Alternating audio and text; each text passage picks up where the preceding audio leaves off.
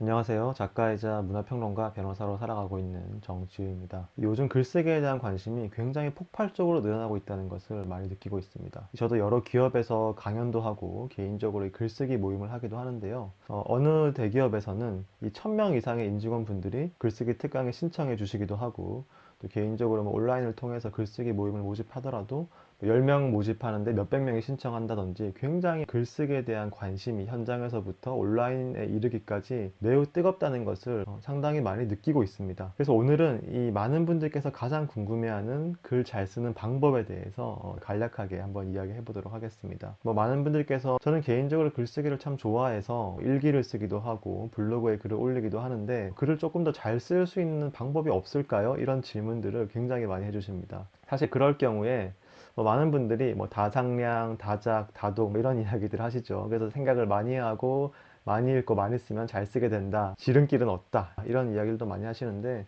저도 기본적으로 그런 부분에 있어서 동의하는 면은 있지만 그럼에도 불구하고 이 글쓰기가 정말 막막하신 분들을 위해서 그런데 이 다독이든 다상량이든 다작이든 많이 한다고 해서 그러면 무조건 글쓰기가 좋아질까요? 내가 평생 매일 일기장에 글 쓰면 어느 순간 작가로 등단할 수 있을 만큼 좋은 글을 쓰게 될까요? 내가 혼자서 매일 책을 읽고 매일 글을 쓴다고 해서 정말 많은 사람들의 마음을 울리는 글을 쓸 수 있을까? 사실 100% 그렇다라고 또 장담은 할 수는 없을 거라고 저는 생각을 합니다. 그렇기 때문에 많이 읽고 많이 생각하고 많이 쓰되 최소한의 가이드라인이 있다면 훨씬 더 내가 열심히 노력했을 때 좋은 글을 쓰게 될 확률이 높아진다는 건데요. 저는 오늘 바로 그 최소한의 가이드라인에 대해서 이야기해 보려고 합니다. 제가 이전에도 유튜브 영상을 통해서 몇 가지 이야기를 전해드렸는데 오늘은 정말 기초 중에 기초이지만 실질적으로 우리가 글을 정말 잘 쓰고 싶다고 하는 의지가 있을 때 상당히 도움이 될 수 있는 기본적인 가이드라인이라고 볼 수 있겠습니다. 자, 첫 번째로는 저는 이런 말씀을 많이 드립니다. 여러분들께서 내가 에세이든 캄이든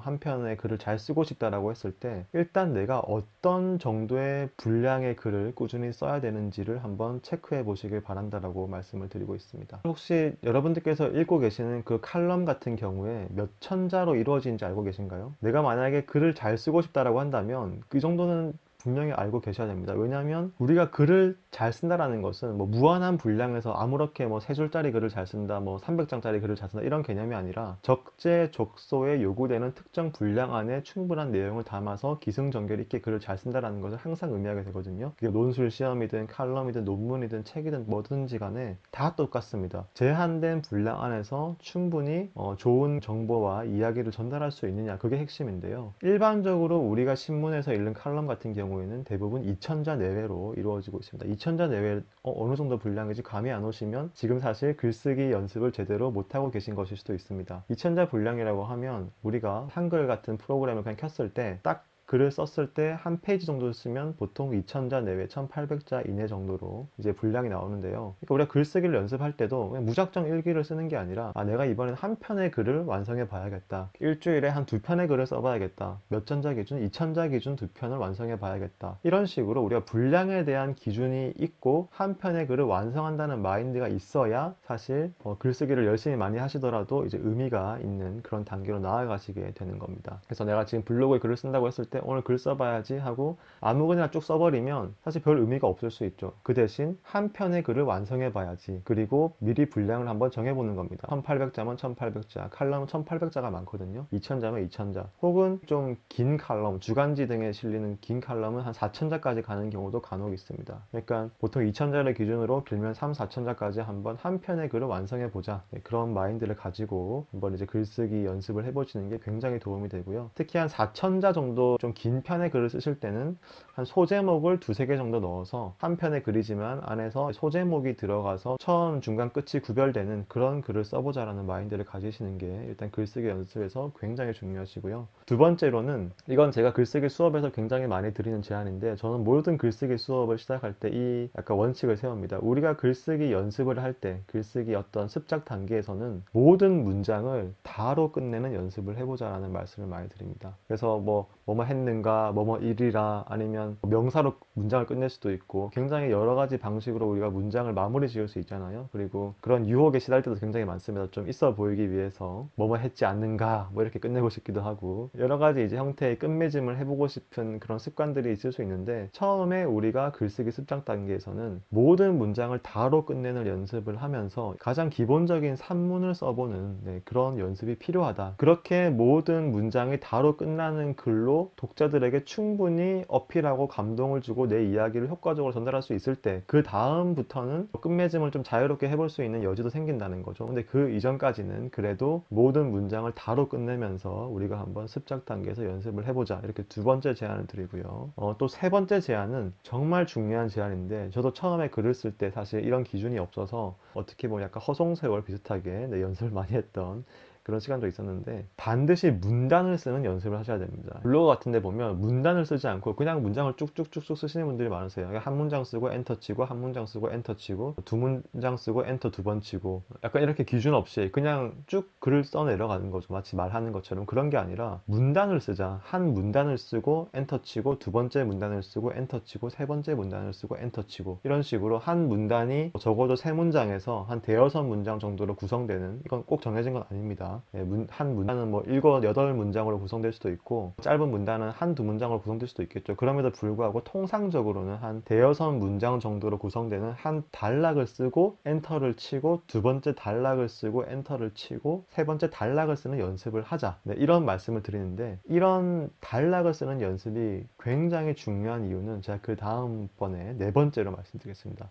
그래서 이 단락을 쓰는 연습을 하실 때 역시 이 분량을 고려하시면서 단락을 얼마나 쓰실 건지를 생각하셔야 됩니다. 예를 들어서 한 2000자 정도 되는, 그러니까 보통 한 편의 칼럼 정도 되는 글을 쓴다고 했었을 때, 2000자짜리 글에서 단락은 통상적으로 한 5단락 이상, 최대 한 8단락 이하, 그 정도 선에서 이 단락이 구성이 되거든요. 여러분들께서 지금 한번 웬만한 칼럼을 검색해서 보시면 대부분 2000자 내외의 칼럼들이 한 7, 8단락, 많게는 최대 10단락 이하로 구성되어 있고, 한 4, 5단락 이상으로 구성되어 있다는 것을 보실 수 있을 텐데요. 이렇게 우리가 글쓰기에서 형식이 되게 별거 아니라 생각할 수 있겠지만, 형식을 갖춰 단락을 갖춰서 첫 단락부터 마지막 단락까지 쓰는 연습을 계속 하시다 보면 이 글 전체의 흐름이라는 것이 되게 느껴지기 시작하십니다. 그러면서 첫 단락에는 좀 사람들의 관심을 끄는 이야기를 할 필요가 있겠고, 마지막 단락에는 예를 들어서 좀 글 전체의 내용을 정리할 필요가 있겠다든지, 이런 식으로 글의 흐름에 대한 감각도 생기게 되고, 우리가 그냥 내 생각을 옮겨 놓는 게 아니라 정말 글을 쓴다라는 그 형식 속으로 진입해 들어가는 데 있어서 이 단락을 쓴다는 것이 굉장히 중요합니다. 그래서 이게 네 번째 이야기와 바로 이어지는 건데요. 이렇게 단락을 우리가 분량에 맞춰서 쓴다고 했을 때 정말 중요해지는 게 바로 이 첫 단락의 역할입니다. 특히 첫 문장의 역할이 되게 중요한데요. 요즘에는 여러분들도 아시겠지만 이런 유튜브도 있고 뭐 쇼츠도 있고 릴스도 있고 너무 많은 콘텐츠들이 세상에 존재하고 있습니다. 여러분들께서도 아마 쇼츠 같은 거 보실 때 정말 0.1초 만에 내가 원하는 영상이 아니면 바로 넘겨버리실 거예요. 지금 영상도 여기까지 보신 분들이 몇 분이나 계실지 모르겠는데, 보통 많은 유튜브 영상들이 30초 안에 사람들이 나가버립니다. 마찬가지로 우리가 글을 쓴다 하더라도 이게 인터넷에 글을 쓰든 어디에 글을 쓰든지 마찬가지인데요. 뭐 신문이든 인터넷이든 잡지든 뭐 책도 마찬가지고요. 우리가 서점에 가서 책을 펼쳤는데 서문 첫 두세 장이 재미없으면 바로 그 책을 덮어버리게 돼요. 마찬가지로 온라인에서 어떤 글을 만났다, 뭐 블로그나 브런치나 SNS에서 글을 만났다, 첫 두세 문장이 재미없으면, 와닿지 않으면 바로 넘어가 버려요. 호기심을 주지 못하면. 신문도 마찬가지입니다. 우리가 매일 신문을 받아보지만 모든 칼럼을 꼼꼼하게 읽는 건 아니고요. 뭐 제목이 흥미롭다든지 첫 부분이 흥미로울 때 그 칼럼을 읽기 시작을 하고, 보통 첫 부분 한 중간 부분까지를 넘기게 되면 끝까지 읽게 됩니다. 웬만한 사람들은. 그래서 여러분들께서 이 단락으로 글을 쓰게 되시면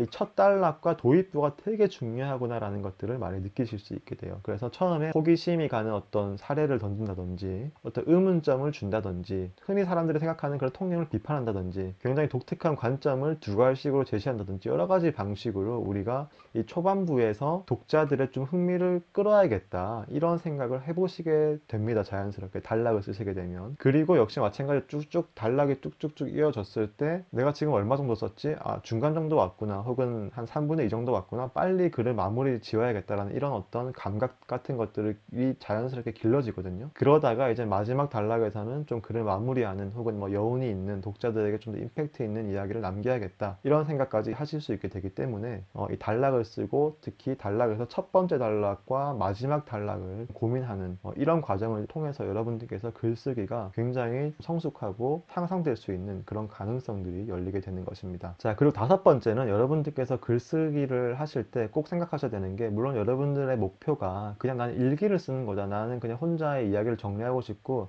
죽을 때까지 그 누구에게도 보여주지 않는 나만의 일기를 쓰는 게 목표다 하시는 분들께는 해당되지 않으실 수 있지만, 내가 좀 글을 쓰고 나에게도 도움이 되고 나 자신에게도 굉장히 좋고 나를 치유하고 나를 위한 글쓰기이기도 하지만, 동시에 이 글쓰기가 타인들과 함께 공감할 수도 있고 타인들도 내 글을 읽어주고 또 나도 이해를 받고 서로 소통하고 싶다라는 목적이 있다라면, 우리는 글쓰기에서 반드시 타인의 시선이라는 것을 생각을 하셔야 됩니다. 그래서 글을 써나가실 때도 내가 어떤 사람들에게 나의 이야기를 전하고 싶은지를 계속 고민을 하셔야 됩니다. 예를 들어서 우리가 뭐 석사 논문을 잘 쓰고 싶다. 어떻게 하시면 되죠? 네, 단 한 명, 지도 교수님의 시선을 생각해서 지도 교수님의 마음에만 들면 석사 논문 통과를 할 수가 있잖아요. 그럴 때 우리의 시선은 내 주변 친구나 가족이나 뭐 다른 사람은 아무 상관없죠. 나의 지도 교수님이 보시기에 좋은 논문만 쓰면 사실 문제가 없습니다. 마찬가지로 우리가 일상적인 글을 쓸 때도 내가 이 글을 누구에게 보여주고 싶은가, 누가 나의 글을 읽고 공감해주고 싶은가를 사실 항상 고민을 하면서 글을 쓰시다 보면, 내가 나를 위한 글을 쓰지만 동시에 이 글이 다른 사람과 소통할 수 있는 그 중간 지점들을 만나게 되거든요. 바로 그 만남의 장소가 글쓰기의 공간이라고 저는 생각을 하는데요. 흔히 이런 말씀도 많이 드립니다. 내가 정말 나의 이야기를 전하고 싶은 가장 가까운 사람을 떠올리면서 글을 쓰는 것도 굉장히 좋다. 내가 이 글을 썼을 때 나 혼자 읽고 끝나는 것이 아니라 나의 배우자라든지 나의 애인이라든지 나의 친구가 읽고 공감해주고 서로 이해하고 이해받는 글을 내가 지금 쓰고 싶다, 쓰고 있다라고 믿고 있다면, 실제로 그런 구체적인 사람을 떠올리면서 글을 써 나가다 보면 이 글이 굉장히 친절해지기도 하고 또 나에 대해서 하고 싶은 이야기가 굉장히 진솔해지기도 하고, 그러면서 좋은 글이 되어갈 수도 있거든요. 그래서 이 시선을 고려하는 것이 굉장히 중요하다. 특히 출판사 편집자분들 같은 경우에는 우리가 일반적으로 출판하는 그런 단행본 교양도서 같은 경우에는 아예 독자를 중학생으로 상정하라는 얘기도 되게 많이 합니다. 사실 여러분들께서도 공감하실 수 있는데, 중고등학교 때 이후로 우리나라 성인 독서율이라는 게 1년에 한 권도 잘 읽지 않는다, 이런 통계도 있을 만큼 사실 우리 독서의 어떤 문해력이라는 것이 중고등학교 이후로 막 그렇게 혁신적으로 발달하진 않는 것 같아요. 그러다 보니까 일반 독자층이라고 했을 때, 우리가 일상적으로 우리의 글을 읽어주는 사람들이라고 했을 때 중고등학생 정도라고 상상을 하면 사실 굉장히 좋은 독자 상정이 될 수 있다는 거죠. 여러분들께서도 고등학생들이 푸는 언어 영역 같은 거 풀어보시면 만만치 않다라고 느끼실 거예요. 저 같은 경우도 언어 영역 풀면 절대 다 못 맞춥니다. 굉장히 문제들도 어렵고 만만치 않은 독해력을 요구하는데, 여러분들께서 글을 쓰실 때 혹은 좀 전문적인 글을 쓰시더라도 한 중고등학생 정도를 대상으로 내가 이야기를 한다라는 마음을 먹으시면 적절한 독자의 시선을 고려하는 적정한 독자를 상정하는 그런 일이 되실 수 있다는 점을 일단 말씀드려보고 싶습니다. 이렇게 총 5가지를 말씀드렸는데요. 이렇게 5가지의 어떤 기본적인 원칙을 가지고 여러분들께서 정말 꾸준히 글을 쓰신다면 사실 누구나 글쓰기는 금방 좋아지실 수도 있고 또 좋은 글을 쓰게 되는 과정으로 전 나아갈 수 있다고 생각을 합니다. 마지막으로 한 가지만 더 말씀드린다면, 글쓰기를 내가 혼자서만 할 수도 있겠지만 나의 글을 누군가에게 보여주고 반응을 때로는 받아보고, 아, 이런 글들이 반응이 좋구나, 뭐 SNS나 블로그 같은 데서 이런 글을 쓰니까 공감한다는 사람들이 많구나, 이 글의 특성이 뭘까, 글은 이렇게 쓰는 거구나, 이런 것들을 또 익혀나가는 것도 굉장히 중요하기 때문에 글을 잘 쓰고 싶으시다면, 그래서 뭐 실명이 설령 부담스럽다 하더라도 그냥 필명으로라도 나의 필명을 가진 블로그 같은 걸 만들어서 좀 나의 글을 사람들에게 보여주고 또 반응도 얻어보는 그런 과정을 거치는 게 또 굉장히 사실 중요할 수도 있습니다. 오늘 글쓰기를 잘하기 위한, 글쓰기를 시작하기 위한 굉장히 기본적인 원칙 몇 가지를 말씀드려 봤는데요. 뭐 혹시라도 글쓰기에 대한 관심이 조금 더 있으시다면 제가 쓴 글쓰기 책이 있습니다. 우리는 글쓰기를 너무 심각하게 생각하지라는 이런 책인데요. 이 책을 한번 찾아보셔도 좋을 것 같습니다. 네, 그러면 오늘 정지우와 카푸치노 수도사 여기서 마치도록 하겠습니다. 감사합니다.